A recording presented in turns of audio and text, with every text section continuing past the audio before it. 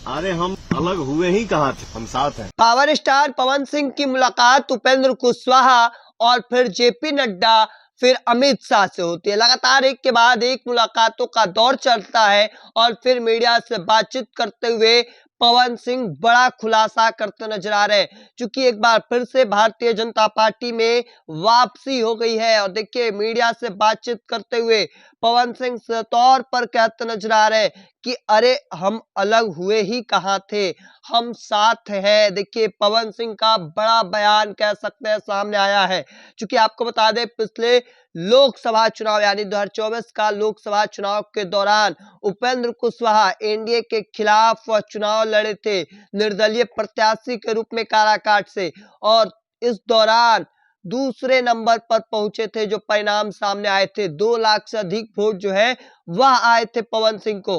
और देखिए, इन सब के बीच बड़ा बयान जो कल के दिन सामने आया है, क्योंकि एक बार फिर से विधानसभा चुनाव से पहले यह वापसी हुई है एनडीए गठबंधन के भीतर।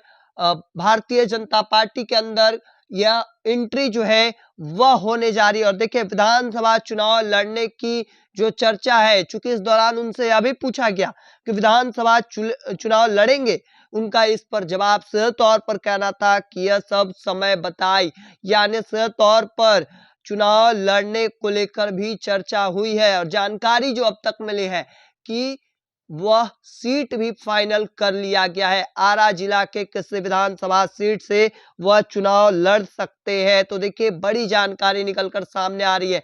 हालांकि इस दौरान पवन सिंह भी बड़ा खुलासा करते नजर आ रहे हैं, क्योंकि आपको बता दें कल के दिन सबसे पहले मुलाकात होती है सुबह सुबह उपेंद्र कुशवाहा से। बड़े बड़े नेता मौजूद रहते हैं भारतीय जनता पार्टी के।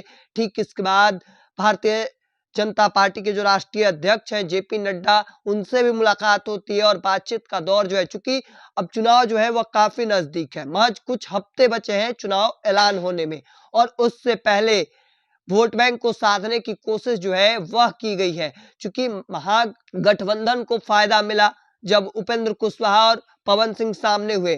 कई सीटों पर यह देखने को मिला कि जिस सीट पर राजपूत वोट किए एनडीए को, वहां पर कुशवाहा नहीं किए, और जहां पर कुशवाहा किए वहां राजपूत नहीं किए। यह चीज आपको देखने को समझने को सबसे आसानी से औरंगाबाद और काराकाट में मिला, और यही बड़ी वजह है कि नुकसान पूरे कई सीटों पर देखने को मिला। मगध और शाहबाद में जबरदस्त नुकसान जो है वह एनडीए को उठाना पड़ा। और ऐसे में इस चीज से सबक लेते हुए विधानसभा चुनाव से पहले ही दोनों ही नेताओं को अपने साथ लाने का कोशिश किया गया है।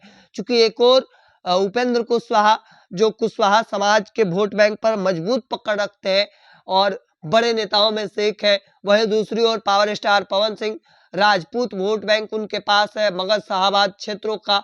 और ऐसे में पावर स्टार पवन सिंह जब चुनाव लड़े थे तो 2 लाख से अधिक वोट उन्हें मिला था लोकसभा चुनाव के दौरान। तो ऐसे में अब आगे की तस्वीर क्या कुछ निकलकर सामने आती है, तब तक के तमाम हर अपडेट को देखते रहने के लिए इंडिया टॉप देखते रहे। धन्यवाद।